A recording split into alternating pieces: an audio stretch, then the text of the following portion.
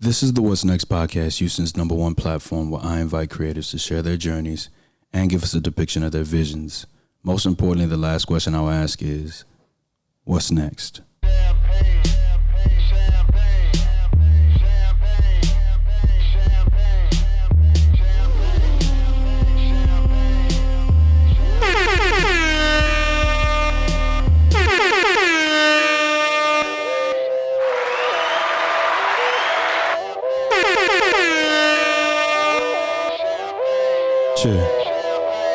Cheer. Let's go. Yo, it feel like 95. Sachi on my body. Biggie, jiggle, puppy. All that ballin' is a hobby. And I'm wildin' in my wallies. Yeah. And them valleys, Yeah. no Pilates. Yeah. More weight, get you more wet. Nah, that's these Houston, Texas. Welcome back to episode number 61 of the What's Next podcast, a production of Still Visionary Inc. In lieu of social distancing, we've got to continue the podcast in this fashion. Do I prefer to be with my guests and look them in the eyes? You know, build off of their energy? I do, but we got to be safe. We got to be sure. We got to stay at home and do our parts. Good morning. Good morning. Welcome back to the podcast. Last night, Demaria dropped. My mom said to me, Last night, "Sweetheart, Demaria one day you dropped should settle down her and marry a Chop rich Stars man." version of I said, "Mom, I Boss am a You rich Up. man." And listen, Houston, Texas, let me lower this a little bit right quick. Houston, Texas, if you know any creative musician or anything like that that wants to get their records, put out or played on a platform, you already know what time it is. Let's get it. Houston, Texas, man, you know what I came to do. You know what I came to do. Let's go. Yeah. What about me? But it's hard to find me. We're gonna get on with the podcast in a few, man. Good morning. It's a Saturday. Lot to celebrate. Pay me what you owe me. I won't show up for free. I only come for money. If you want it, then let me know. If you wanna show, send my fee before. I got what they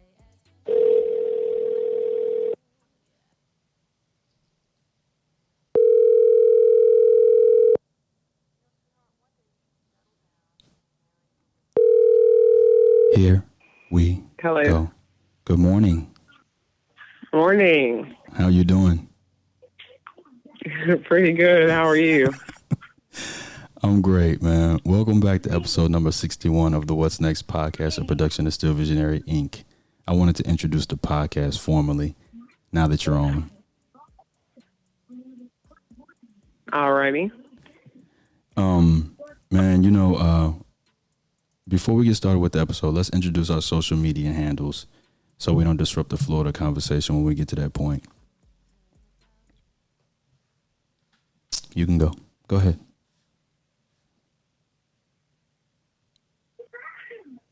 Hello? You want my Instagram, Yeah. JR? Yeah. Okay, so Give it all yeah. to me. Okay, yeah. I'm at Instagram. I'm at Lacey Tezino. Last name Tezino. And my projects are under Passport Journeys on Instagram. So at Passport Journeys.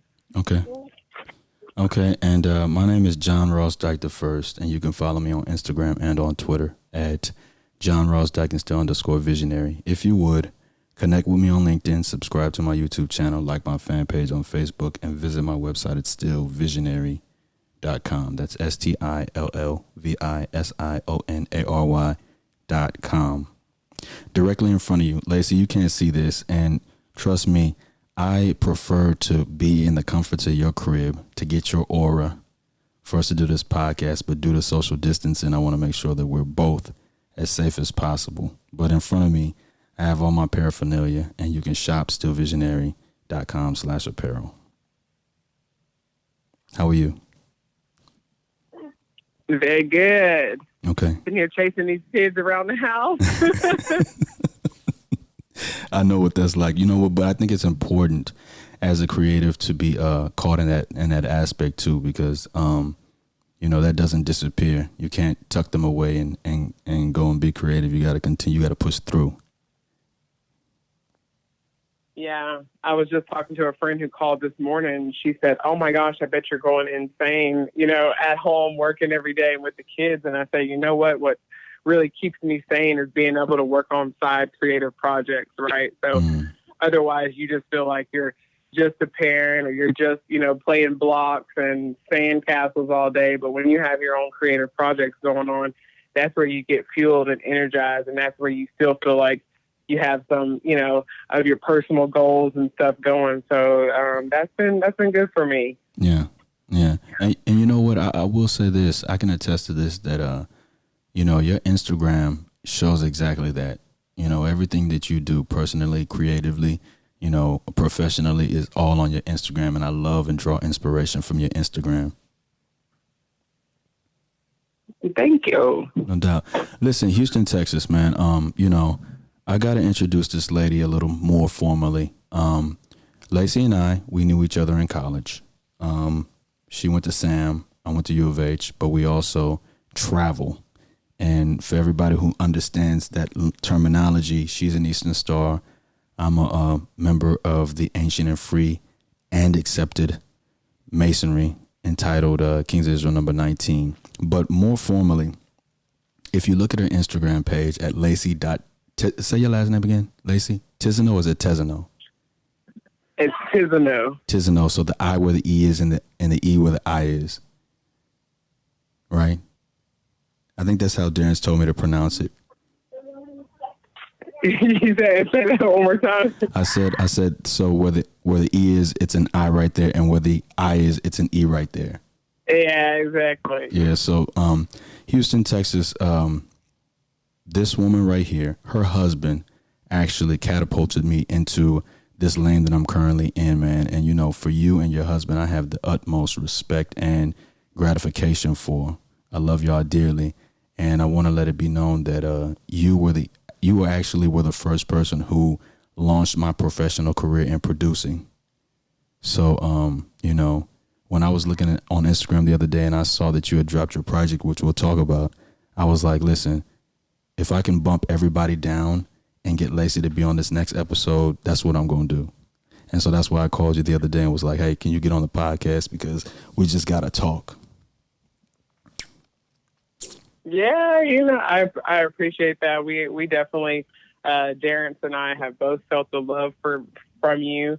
You know, from the minute we asked you to help with our wedding video, you know, Darrance got amazing vibes from you and really respected and appreciated you as a brother, you know, and just how respectful you are, you know. And so our family has appreciated you. We'll support you, and, you know, we'll follow and stay in tune with everything you do. I appreciate it. You know that they snatched that video down off of YouTube because we used the music too long?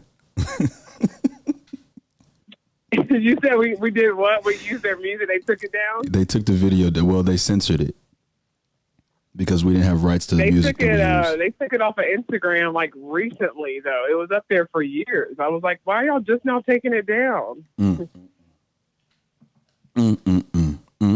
Yeah, well, when I had it on the old website, I was looking at the service tab, and I put it up there just so that I could probably generate some more business. And they snatched it. They said this content is unavailable, and I knew it was because of the music. Because not only did we do one song, but we did a couple on that promo, on that video.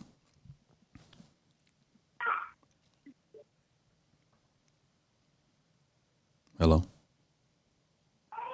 I missed just that last part, JR. Sorry, it's a little bit hard to hear you on here, but I'm here. No doubt. I was just saying that they snatched the video after I put it on my old website. They snatched it down because of the rights of the music. We didn't have the rights of the music, so they took it down.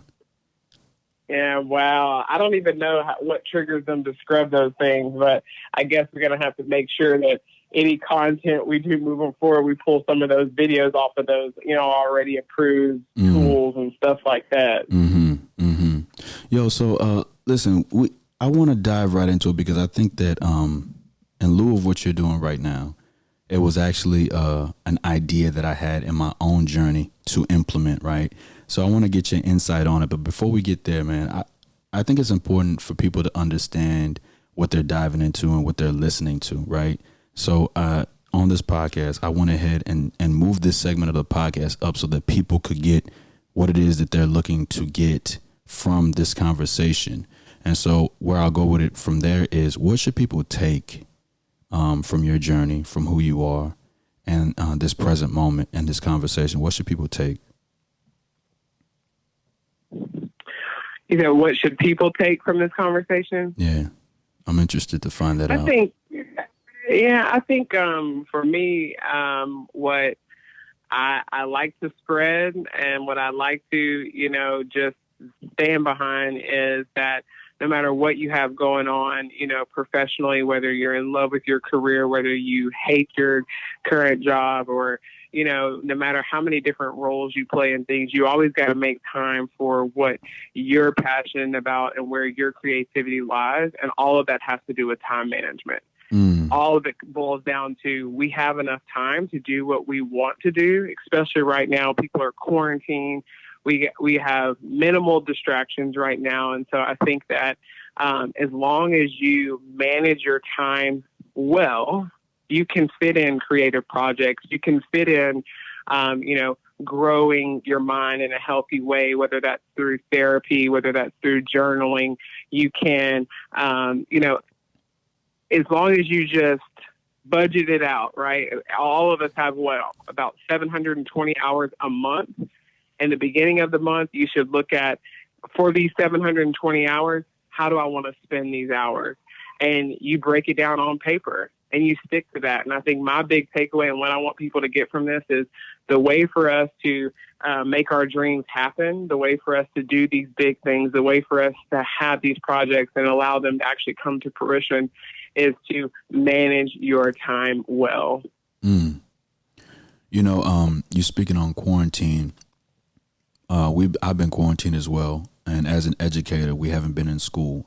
So the amount of stuff that I've been able to accomplish these last few weeks, with getting ready to close on our first home, my wife and I, it wouldn't have been possible without this quarantine. And I know that the quarantine for me has been beneficial, you know, to stay in the house. And like you said, lock in, look at my time and everything. Listen, Lacey, you know what?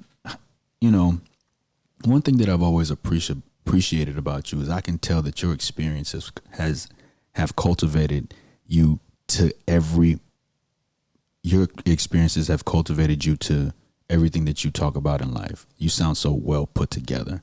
And I know that if not for what you had gone through in your life, I don't think that you would have sounded as profound as you sound. That time management is key. And nobody on the podcast has ever said that. People have said gems like that, but that is a huge gem. I got to put this behind that. That was a huge gem. So keep going. Keep going. Yeah, I think, you know, JR, first, congrats on to you and your wife for the new home. I think, you know, people that are really capitalizing on their time during this quarantine, making things happen, you know, signing documents, moving, you know, a lot of people are moving projects that have been sitting still for years forward because now they have the focus and they have the time. So it's beautiful to watch all of that unfold. And secondly, thank you just for your compliment. I do think that a lot of my experiences, whether they were negative or positive, have, you know, shaped my perspective. So whether it's just in casual conversations, whether it's in social circles, at my job, business partners, whatever, I think my conversation and the dialogue that happens does come directly from, you know, what I have experienced. And, you know, I don't share things that I don't know about. So if someone asks me something and it's over my head, I've never experienced before, I don't know, I'll say, you know, enlighten me, tell me about that, educate me. I'm not one of those people that will, you know, sort of fake it a little bit or pretend that I know. You know, I speak from my experiences and I want to help people grow with what I learn. I'm one of those people that if I learn something new, I want to share it, whether that's about stock, whether that's about, you know, app development, if that's business, if it's love and marriage advice, whatever I learn. And I think, man, that was really helpful. I want to share it. I put it on my social media. I share it with my friends. I think it's important that, you know, we don't get too arrogant or proud, you know, and think that we learned everything on our own. Like, people helped us get to each step, whether, you know, subconsciously, you know, whether tangibly, we had help. And I think that that's what I try to do. You know, I try to take my experiences. I try to take what I have going on, teach people along the way, and also be humble enough to say, I'm not an expert, but I'm telling you, this is what works for me. And I hope it helps you out. So that's kind of my angle. And I get that too. I get that because, and I knew that this episode was going to be special because, and you launching your app, which again, we'll talk about in a few, and you launching your app, that's the exact same idea I had coming into 2020. I wanted to create an app. And so I feel like, I'll learn a lot from you talking about your process, and everybody else will learn a lot from me talking to you about your process and trying to implement my process as well. You know what I'm saying? So with that, this is where I want to go. Yeah. This is where I want to go. Creativity comes from experiences. And when I say that, I remember texting Darrance, and again, shout out to my brother. I love him. He has done so much for me in my career. And at an arm's length, I can't thank him enough for what he has invested in me. I tell everybody all the time on this podcast, and I think I started doing it on episode number 5, that Darrance was the one who sponsored microphones for me initially. This microphone that I'm talking through right now, he gave to me for free. It was a conversation we had over text, and he was just like, I was like, man, he was like, when you're ready to really do this, let me know. And I remember texting him and saying, hey, I'm ready to glow up. And he was like, let's meet for lunch. And from there, I was just anxious. And I hope that he didn't feel that I was bugging him, but I was just so anxious to get the equipment and get started because, you know, he's always from the beginning, when I first met him, he was always on self-promotion, evolving, being a boss.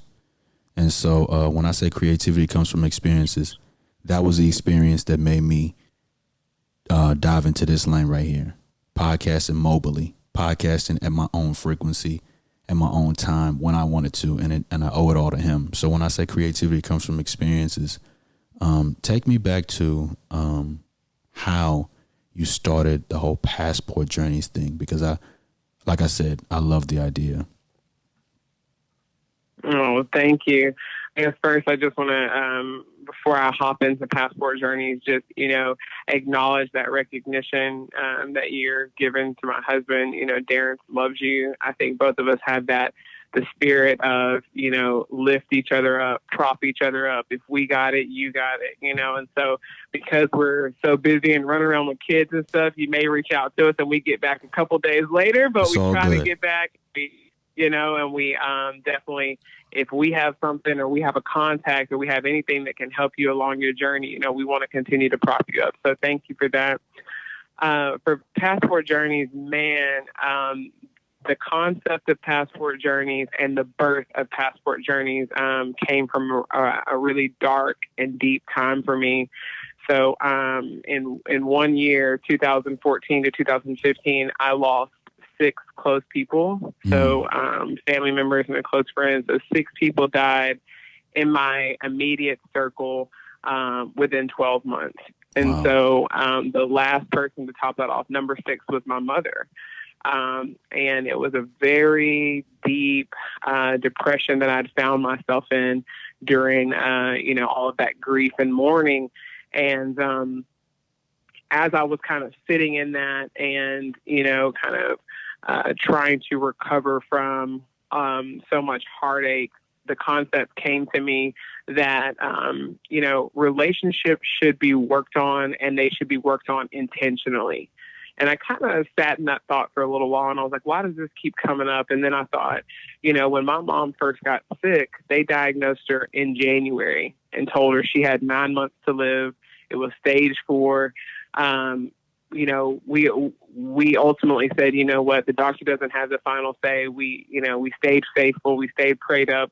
we also, and we started becoming more intentional, just in case that was, going to come true, that she, would pass away that year. It put some urgency under us to do things that we weren't doing before, and questions that we wanted to ask, and some healing that needed to take place. So in those 9 months, we started, just doing activities, picnics in the park, and road trips, and we just got real intentional about how we spent time together, and we wanted to bond, and we did, and unfortunately the doctor was right.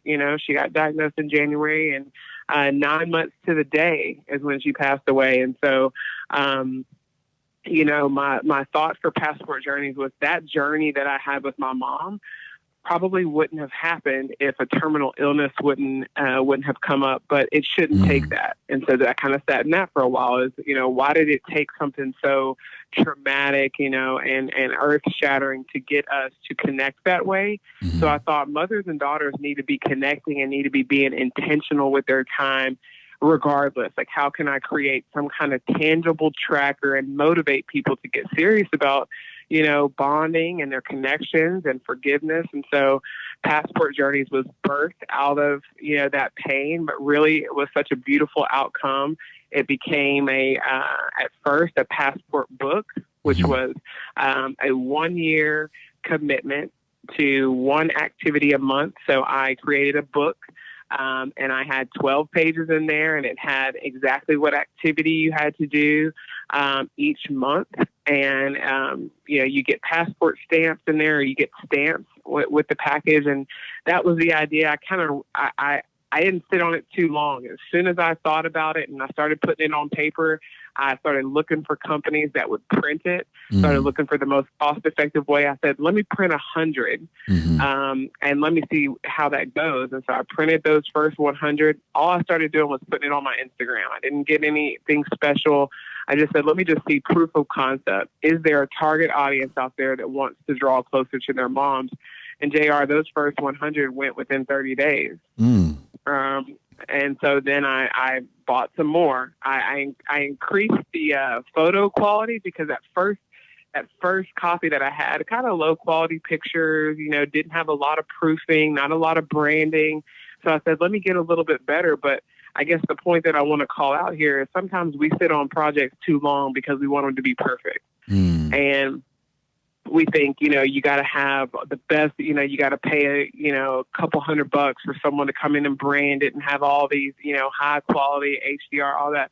To be honest, before you sink a whole bunch of money into a project, you need to make sure that there's a target audience. And the only way to test that is, to get it out in the world. You got to have a pilot group. You got to say, how are people going to react to it? Do they like this? That's the first thing you should do with any new project. Before you sink a whole bunch of money into it, just get it out there. Once you see the reaction, when those first 100 went, I said, oh, okay, I got something. I have something here, and that's when you start getting money behind it. And that's when you start.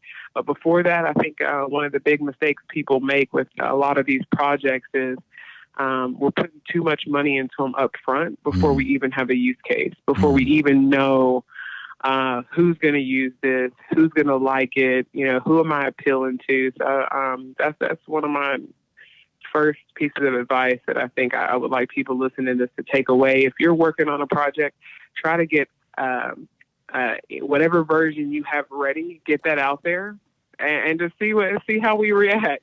Yeah, you know what? And let me interrupt you there, because I within you talking, my mind went a couple of places. You mentioned being intentful. Let me ask you, when you're coming up with this idea, what does intentful mean for you specifically when you were creating this? When you say intentful, what does that mean? And inside you, what was your thought process outside of just wanting to get closer with your mom and wanting to mend that relationship? How did you come up with the idea of, this is where it should go, and people will build off of that and take it, and then it'll go here? I'm curious to find that out, because being intentful, that can go a few places. What does intentful mean to you?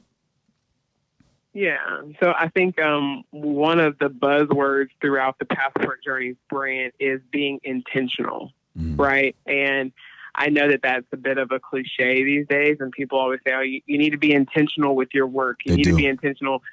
But, to me, I'm okay with overusing it because I believe in it that much. I believe that a lot of things that we do kind of like out of either habit. We do it because everyone else is doing it. We do it. I mean, there's a lot of different, motivating factors of why we do what we do. But if there's not intent behind it, if you didn't plan it, if you had no thought behind what you were doing, why you wanted to do it, and what the outcome was going to be, then you're not being intentional, right? And so when I thought about that, I thought, okay, what does a perfect relationship with my mom look like? And I do this. I do this with people. I do this with projects. I do this with work.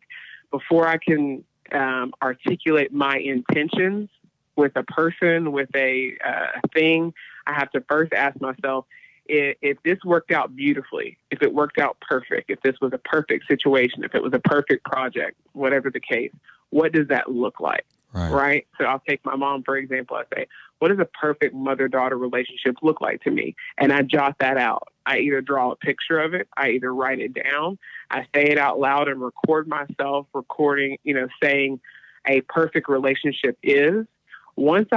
Because here's my thing, how can we chase a good thing, or how can we chase a perfect end result if we don't even know what that looks like? So for me, getting intentional is a process, and there's a method to it. To be intentional, I first have to know what is the best outcome for what I'm doing. What does that look like? And what will it take to get there? So for my mom and I, if it was full transparency, I didn't think that we were honest with each other a lot of the time. And for me, my perfect relationship looks like 100% honesty. It's being transparent. And because my mom and I didn't have that, I said, what is it going to take? So I said, you know what? There's some things that I think that we're specifically not honest about. And I wrote those questions down, and I went to her and said, you know what? I want to do this honesty activity with you, and I want us to answer these questions together. Where did this retrospectiveness come from? Because I mean, it's deep, Lacey. It's deep. It's like, this is not face value type stuff. Like, this is like sitting with yourself alone. Like, did you take therapy to get this retrospective, or how did you get this insight into what you were feeling? JR, to be honest, I just started therapy 3 weeks ago. I think that process probably would have helped earlier. So I'm a huge advocate for, mental health and, making sure that we can clear away some of the junk and the noise in our mind so that we can be creative, so that we can be intentional, so that we can have these awesome ideas. And I think a lot of times our minds are cluttered, and we're dealing with our own feelings and childhood and past and hurt and all that. And if we don't work through that, that can block you sometimes. Fortunately for me, that pain kind of sparked something, and I was able to, birth past journeys out of it. And therapy wasn't the catalyst, but a lot of times it can be. And so I think for me, a lot of the insight and the reflection and all of these things come from trial and error. Like I said, not waiting for it to be perfect, letting it come out, seeing the way that it started to heal other people's relationships. So the physical passport book, I started getting, DMs and instant messages and people saying, oh my gosh, I had a picnic with my mom last night and it was amazing. Or I asked her the questions that you suggested and we've never been that honest with each other.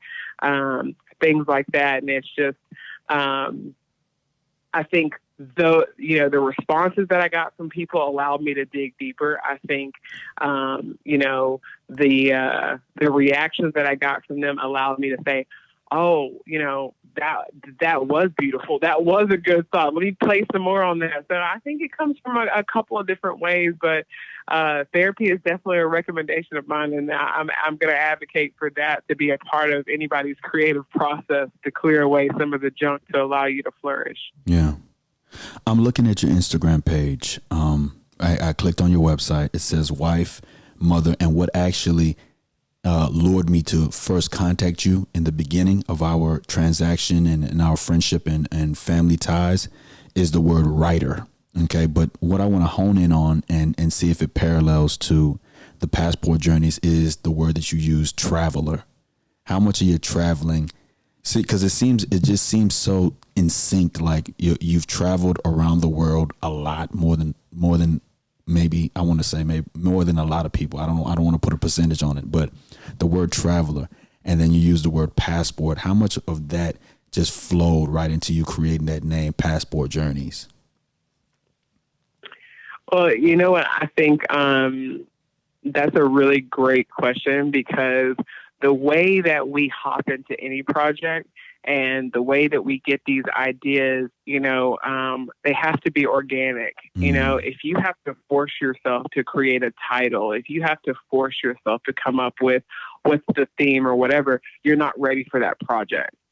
So that's the first thing I'd have to say, because when the Passport Journeys idea came, it did come out of my travels. It did come out of the fact that I had, a full passport where I'd been to these 31 countries. And the fact that my passport was a tracker for me, right? So me going to a country, walking into that airport, getting stamped to say, you have been here.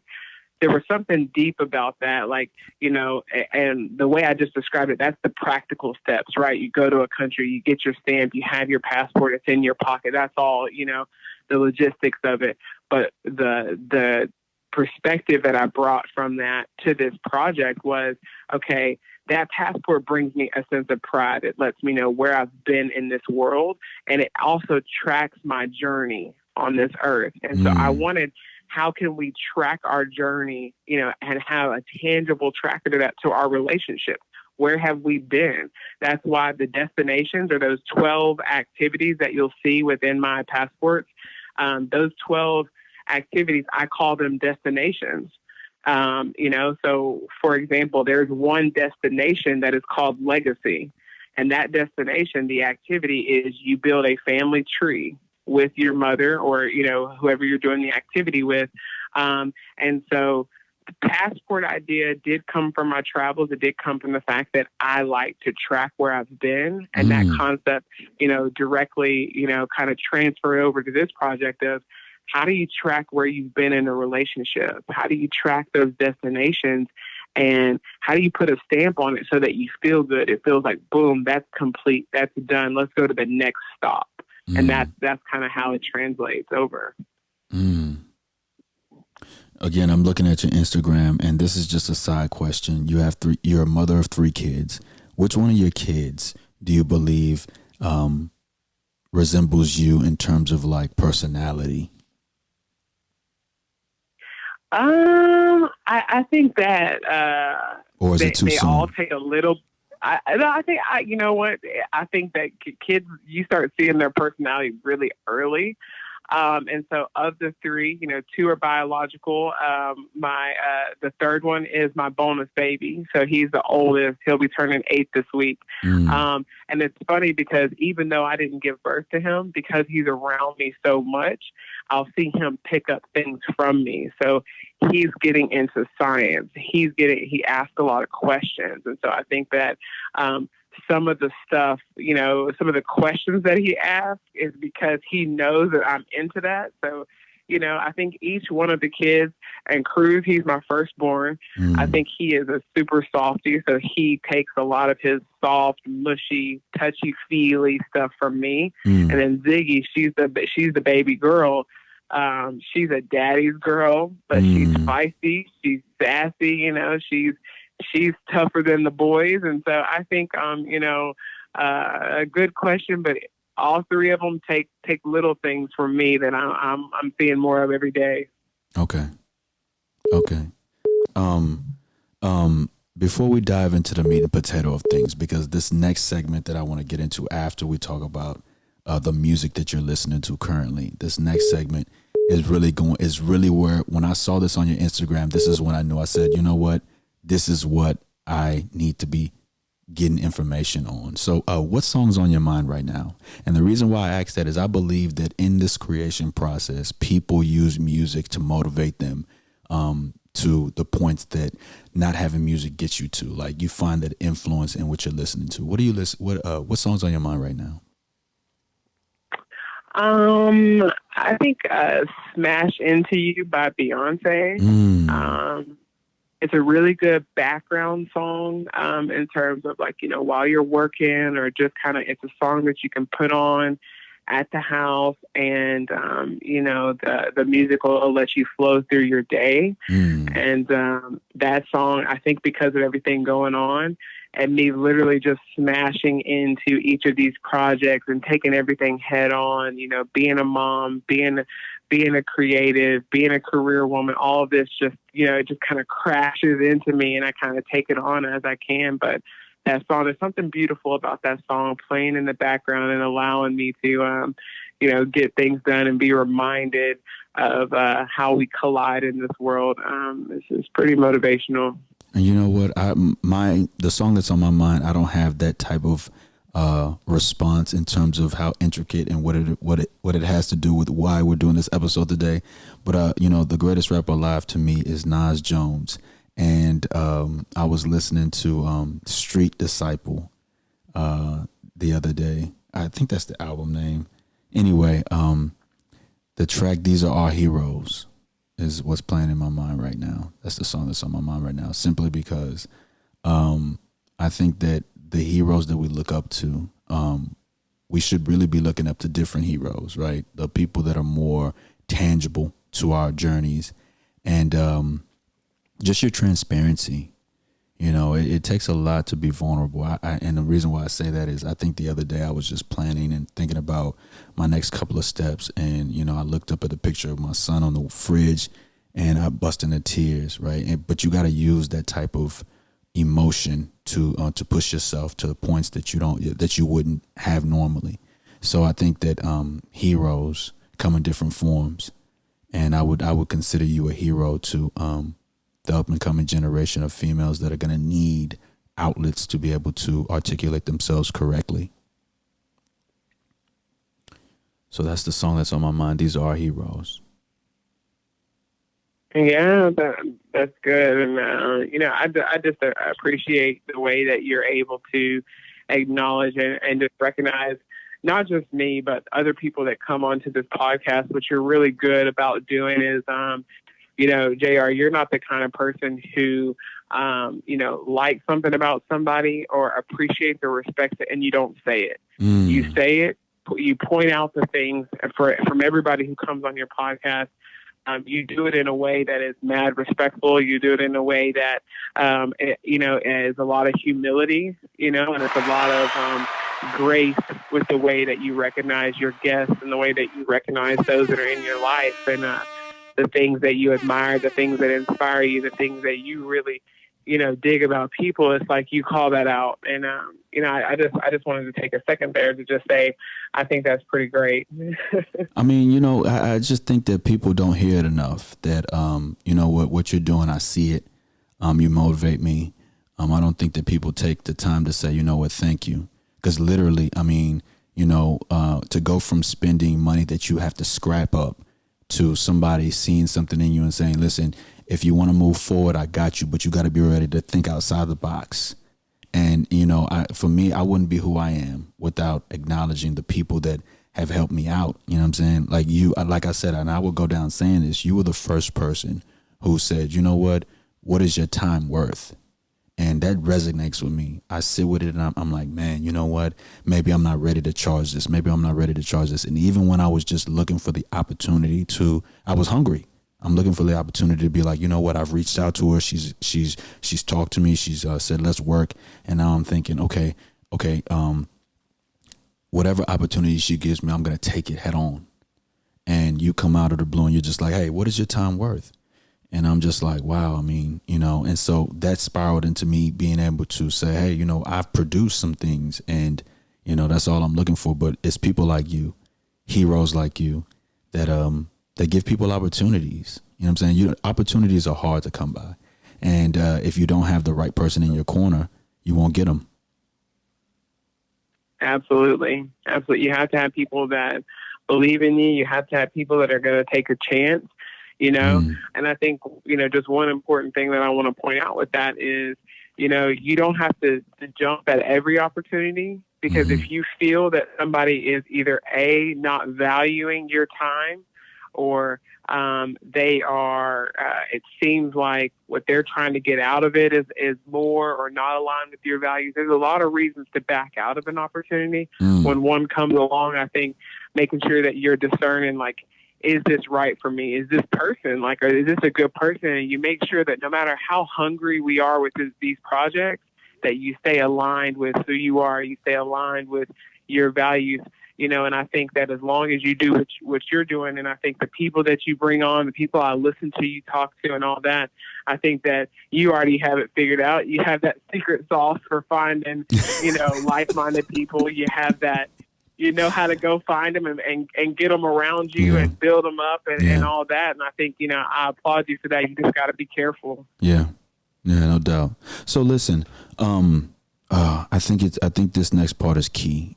So I'm perusing your Instagram, right? And one, because you're a family woman. Two, because you're a wife. Got to be respectful on the times that you reach out. But I see that you create this app, and I'm thinking to myself, wow, this is the first person outside of myself, and I could be mistaken that I'm thinking this is the first person who's actually doing what I wanted to do with a portion of my company. And I'm curious to find out that process with you. How was that process for you, and why did you start it?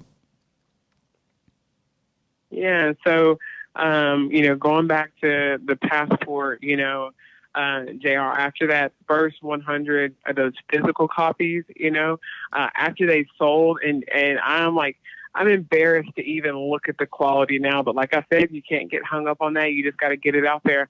And I printed that new batch up, and then I sold 300 more, the physical. And I said, okay, that really let me know, okay, people are hungry for activities to do together, to be able to bond with their moms. And, people are really struggling with their relationships. How can I make this scalable, right? Because it's not sustainable for me running to the post office every day. I have kids, I have a full-time career, I have a husband, a grandma that lives here. So, when you're trying to think of these ideas, you got to think, how do I save time, right? So I'm really big at, okay, my 720 hours for this month, how am I going to spend them? And when I started looking at the number of hours that I was spending packaging up these physical passports, putting the stickers in there, writing out the letters, going to the post office, I wasn't happy with how much of that 720 hours was being eaten up by that. I said, I got to be more efficient, and this has got to be scalable so I can get it to more people. So, in the time that we're in, the first thing that has to come to mind is, how can technology prop me up in this process so that I can, spread this concept, I can, get this to more people. And so looking at technology, I thought, okay, a website, I don't think that's the way, because just sending people a link, maybe they'll click on it, maybe they won't. We know. So when you start looking at research and how much time people spend on their phone, and now that they have like that screen time data at our fingertips, I knew that's what I had to be. I had to be on people's screen. I had to, on their phone, I had to have my concept available for them to click on and get the information. Yeah. Click on and get the benefit. That's what people want right now. So that's the thought process. When I got there, I thought, okay, how do I find someone who's going to create an app for me? How can I get this physical passport book into an electronic version? So then I started researching app development. Did I want to learn how to do it on my own? Did I want to learn the code and do all that? Did I want to go through Fiverr and just find me an outsourced company? How involved did I want to be with the process? Or, did I want to make sure it was a Black-owned company? There were a lot of things that, kind of came to my mind when I was looking for app development companies. And then, like what I typically do is I'll put a little bit of information, enough that I can get somebody to bite on it on my social media, on my Insta story. Somebody, I'll say, I got this idea, let me just see. And then when someone bites on it and they say, oh, I know a guy, or I whatever, That's what I like, because then I'm connecting with my network. I'm putting money back in the pockets of people that I directly interact with, or that my network directly interacts with. So I did that. I put, I have an idea for a really incredible app. If you know somebody, let me know. And I put that on my Instagram story, and I got a couple people back. But the girl who came with the most passion was like, oh my gosh, I know this company, and I respected her. I valued her opinion. She gave me that referral. We sent an email 2 days later, and within 2 weeks, I had an app contract in my inbox. So, I think people underestimate, how social media can work that way. Yeah. Because a lot of times if we post our ideas, we're, number one, we're afraid that they're going to get shut down. Number two, we don't want to share them too early. And so I think we have different ideas about it, but that's how I got my referral for the app company. And once I talked to them and told them the idea, they were like, yep, that's it. You definitely have something here. So they started working, and it took us 14 months just to get the first version ready. And I didn't have my fingers on it. I couldn't touch it or play with it until 14 months into the process. So it wasn't quick. Man, because I went on the App Store and I was looking for it the other day because I wanted to buy it, whatever it was, I was going to buy it. And that's why I called you last night, and I was like, hey, or I called you yesterday. I was like, hey, is it out? And when you said that, I said, okay, it's still being worked, and it's on the way. But I wanted to buy it quickly as soon as I saw it on your Instagram page. I appreciate that. Let me just tell you the process. So, for sure. When you called, and the reason it wasn't available is because it's in beta test mode. And the cool thing about beta testing is that you can make it available on the Apple App Store, but you can control who can download it, right? So I have to actually send you a link, and then there's an Apple Test Flight app that you have to download. If you want to beta test any app, you have to have this Test Flight, and that's the name of the app on the Apple Store. And when you have that, you're able to see apps that other people can't see, and that's the ones that are in development mode. And the beautiful thing about Test Flight, Apple has it figured out, man. When you finally submit your app to them and they accept it and they say, okay, you know what, looks good, you're ready for beta testing, they open it up for you in this way that you can receive feedback on your app directly through that test flight. So my testing ended yesterday. So now what I'm going to do is all the feedback that we receive from my beta testers, I'm going to go back to the table or back to the Zoom meeting during this pandemic with the app company and say, okay, let's sort through this feedback, and we're going to label it. Is it a critical defect? Is it just an enhancement request? Like, it would be nice to have this. Is it just a color thing? Whatever. We're going to go through and label those. And then those that are critical, they'll fix for me. Those that are color enhancements, like it would be nice if it did this, all that, they're going to write another contract, and they're going to say, okay, if you pay us X number, we'll fix those things. If you're okay and you can live with it, let's launch tomorrow. And I have to make that decision. So that's the point in the process. That's where I am. We just wrapped up beta testing. We're about to look at the bugs and decide, do we launch now or do I need to make it better? But what questions do you have about how I got to this point? Well, okay, so you're creating, so you find the girl writes that. You said that you wanted to know if you were hands-on. How hands-on have you been in terms of the development of it? Because again, you mentioned something, you said Fiverr. When Darrance told me about Fiverr, I put everything in it. Fiverr made my new website. They helped me build my website and everything. I was working on an app, but the guy that I was dealing with couldn't do apps for iOS software. So he said that he would make my Android app for free and that I would have to pay some money for the iPhone app. But then that situation fell through. So I'm wondering, what did it look like when you actually started to make that first initial, all right, this is what it's going to look like, the design process, and how hands-on were you with it?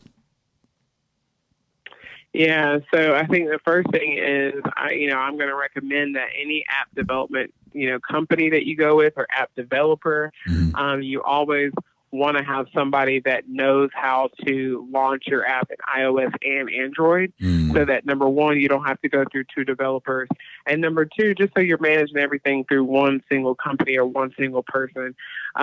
So when I that was one of the first questions I had when I was interviewing who I'm using now was, do you guys know how to develop and upload my app into both stores? And they said yes. I was like, okay, that's a plus. They know how to do it. I won't have to go to anybody else. Okay. And so the design process, that's probably where my biggest lesson learned lies. And if I could go back and do it all over again, I would, because it would have saved time. So when you have an idea for an app, there's two things you need to be thinking about. It's the design and the branding of your screens, which that's pretty easy, right? That's when I click, what do I want the user to see? That's branding. That's the colors you want to use. That's what does this actual screen look like? And there's templates for that. There's templates for what size it needs to be, what pixels, all that. So that's not the hard part. It's the user flow. It's the experience. And making sure that it's intuitive, right? Because you don't want an app where people don't know what to click on next. They don't know how to navigate. And so you need to be thinking about both of those things. In my process, I had a girl branding for me, and she's a great, she has a lot of skills with Canva and all these different infographics and all that, but she had never developed an app before. So while her designs were beautiful, she didn't have the experience of, okay, how do I make sure these screens are aligned in a way so the user flow will be intuitive, it'll be right, all that. So we struggled for the first few months just trying to research and understand UX and all of that. And so I think that was one of my biggest lessons learned is before you get started, either have someone who knows how to do user design and who has that in their mind that you need to be thinking about this the entire way through. If not, you're going to have a lot of points in the process where you have to go back and rework screens, and you may waste a lot of time. So thinking about user flow at the same time as you're designing the screens is the most important. Wow. Lacey, you're an abundance of knowledge. I mean, it's not even close. You are an abundance of knowledge, man. And I want to give people a taste, just a taste, because the rest I want to say for myself. People should get to know you first. They need to follow you. They need to build a relationship before you can give them all the gems. Because I think that some of the stuff that you're saying needs to be, people need to pay for. We're just giving people free education right now, and I want to, this is where I want to go with it. If you had to define yourself with one word, what would that word be? One word, light. What would it say it again? Light. Spell it. Light. Light. Light. Sunlight, moonlight. Light. Yeah. Light. Okay. Yeah. Light. That's good. That's good. Today is April the 18th, 2020, and we have 257 days left in the 2020 year.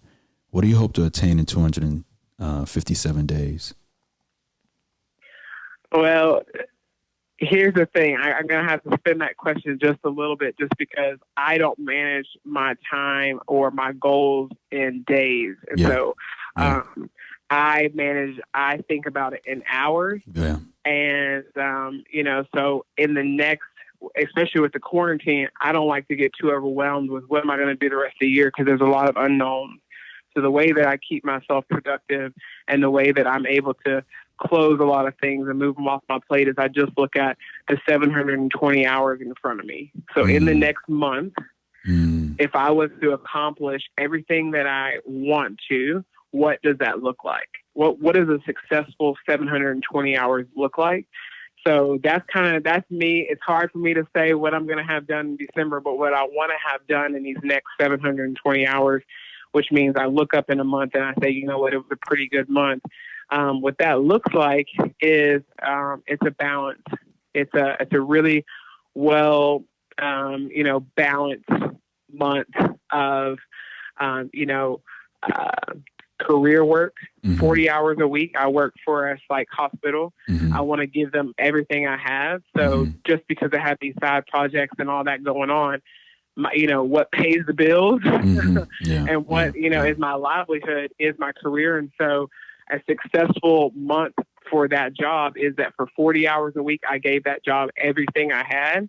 I gave it my expertise. I gave it my knowledge. I led my staff the right way. So I break it down in hours and I break it down by my role. So what does a successful month at work look like?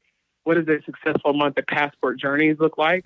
For me, the next 720 hours, I need to have the app launched on iOS and, able to be downloaded by mothers and daughters. And then, just in the next month, if I get 10 downloads, that would be successful for me. I don't want a lot.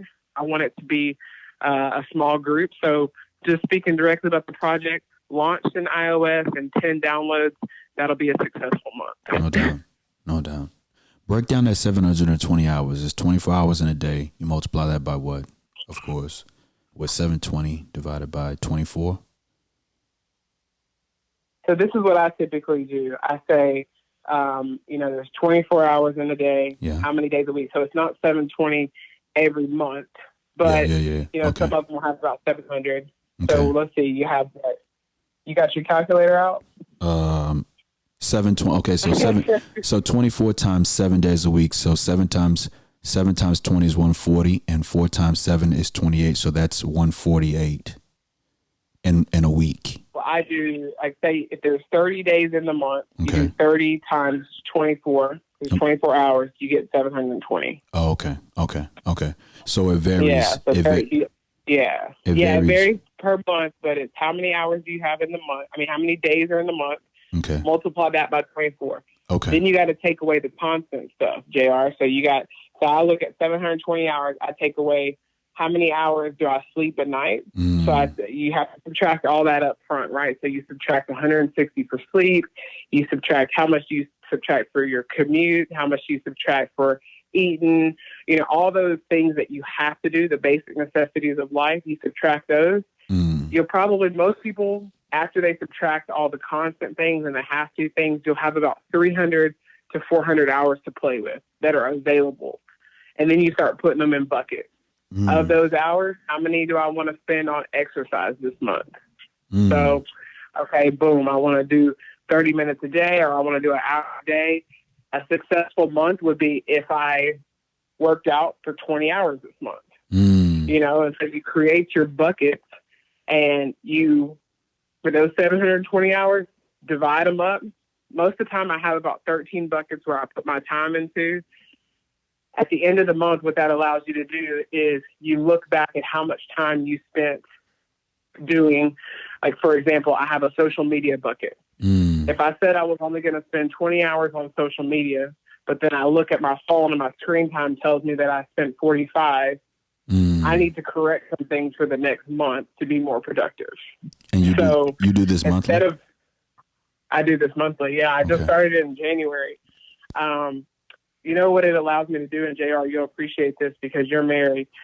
A lot of fights that I have with my husband, I wouldn't know what they were about, right? So I would go to him crying. I don't feel balanced. I feel unbalanced. I don't know what's wrong with me. And we would fight, or I would say, I haven't been doing anything for me lately or whatever. But I didn't have any data. I didn't have anything to back these arguments or anything to show him. So he would be lost and confused. Like, I don't know what you need me to do. How can I help you?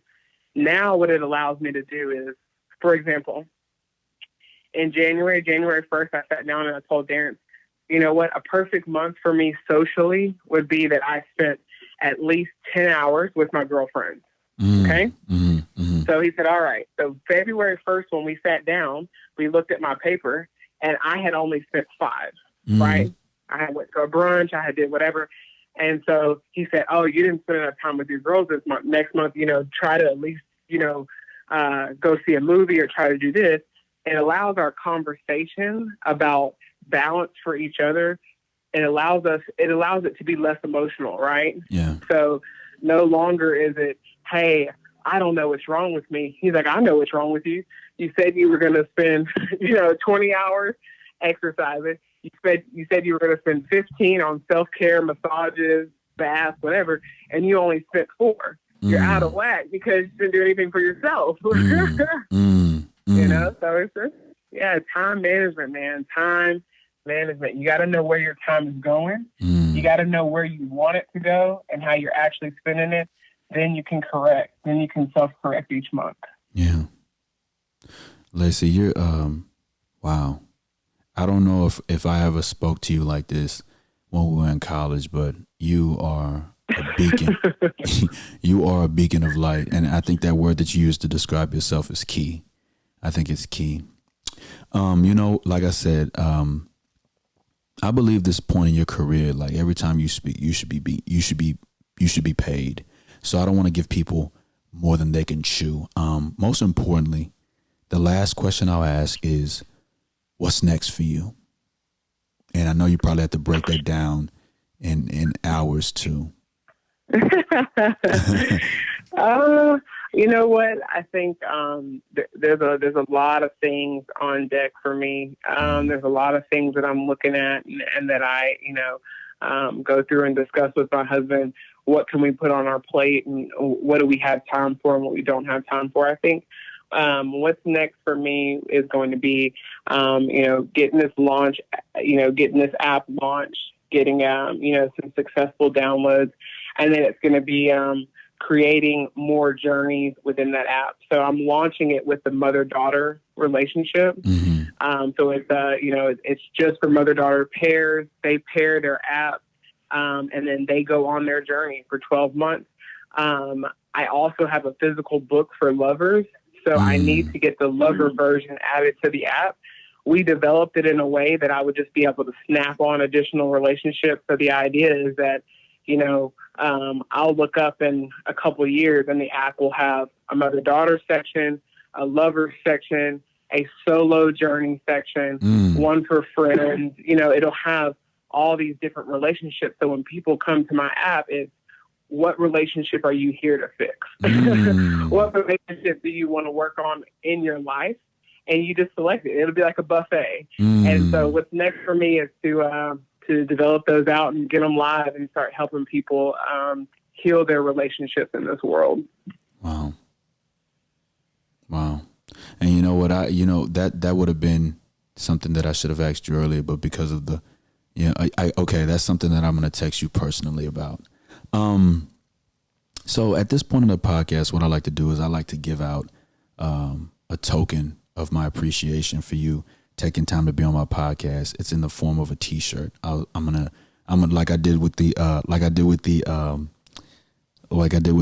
drive. I'm gonna come by and I'm gonna drop it off so that we can maintain the social distancing, man. But I really appreciate you. When we get off the horn, I will text you and ask you your T-shirt size. I'll make that and I'll bring it to the crib. That sounds good, JR. Appreciate it. I enjoyed your time today. No doubt. Do you have anything else for us? Anything that you can impart on us?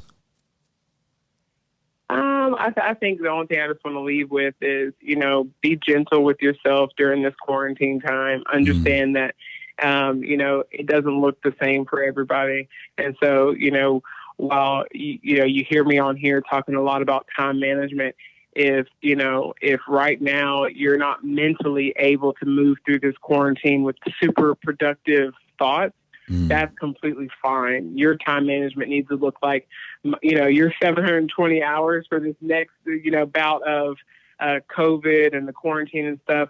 300 of those need to be just taking a walk in the neighborhood and stuff like that. So I guess the only thing I want to leave you with is, productivity looks different for everybody. And I think it's, be gentle with yourself and figure out what you need during this time. Wow. Houston, Texas.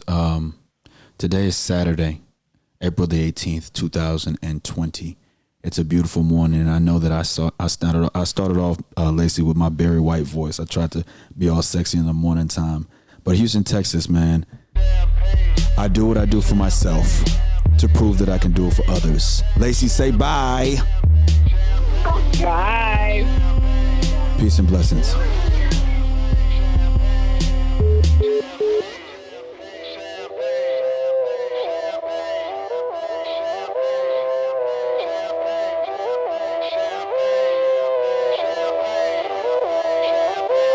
Yo, it feel like 95.